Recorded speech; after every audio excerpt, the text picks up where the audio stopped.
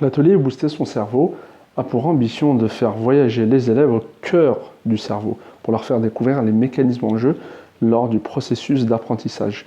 Il est conduit dans le cadre du dispositif Devoir fait, où il entend donner une nouvelle dynamique, complémentaire aux pratiques traditionnelles, mais surtout innovante grâce à l'apport des sciences cognitives.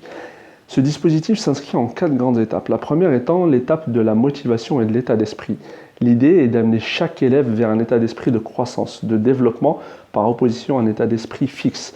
On y aborde par exemple la notion de plasticité cérébrale pour faire prendre conscience aux élèves qu'ils peuvent développer leurs capacités intellectuelles à tout âge de la vie. On pourrait faire référence aux travaux de Carol Dweck, qui est professeur d'université à Stanford.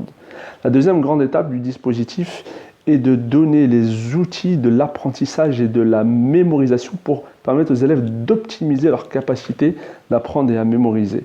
Là encore, les sciences cognitives sont d'un apport considérable. On pourrait y aborder par exemple la notion du cerveau prédictif, qui permet de se poser la question de savoir si, lorsqu'on apprend un texte, il vaut mieux le lire et le relire ou plutôt se poser des questions dessus. On aborde aussi par exemple la notion et plutôt la nécessité d'expanser ces apprentissages si on veut retenir sur le long terme. On pourrait faire référence à la courbe de l'oubli. Là encore, les travaux de Jean-Luc Berthier, de Grégoire Borst, pour ne citer que, sont des sources très intéressantes de ce point de vue-là. La troisième étape du dispositif est de s'intéresser à la manière de développer les compétences attentionnelles des élèves. On fait souvent remarquer aux élèves qu'ils bavardent beaucoup, qu'ils ne sont pas attentifs, mais on ne leur donne jamais les outils qui permettent de développer leurs aptitudes attentionnelles. Et donc là, on pourrait faire référence aux travaux de Jean-Philippe Lachaud, qui a mis en place des ateliers, ATOL pour les primaires et ADOL pour les adolescents du collège, qui permettent justement de développer les capacités attentionnelles des élèves. Enfin, la quatrième grande étape du dispositif est de sensibiliser les élèves sur la nécessité de la pratique physique et sportive, car des études très récentes montrent qu'elles permettent et qu'elles ont un effet fondamental sur le développement des fonctions cognitives.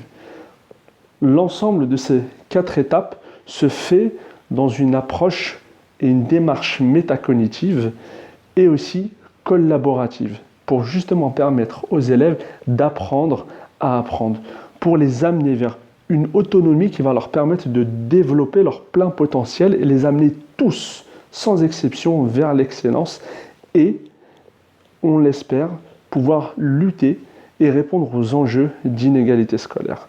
Je vous retrouve lors de prochaines capsules vidéo. On va essayer de présenter les outils qui sont utilisés lors du dispositif pour justement permettre d'atteindre chacune des étapes que nous venons de présenter. Je vous remercie pour votre attention et à bientôt.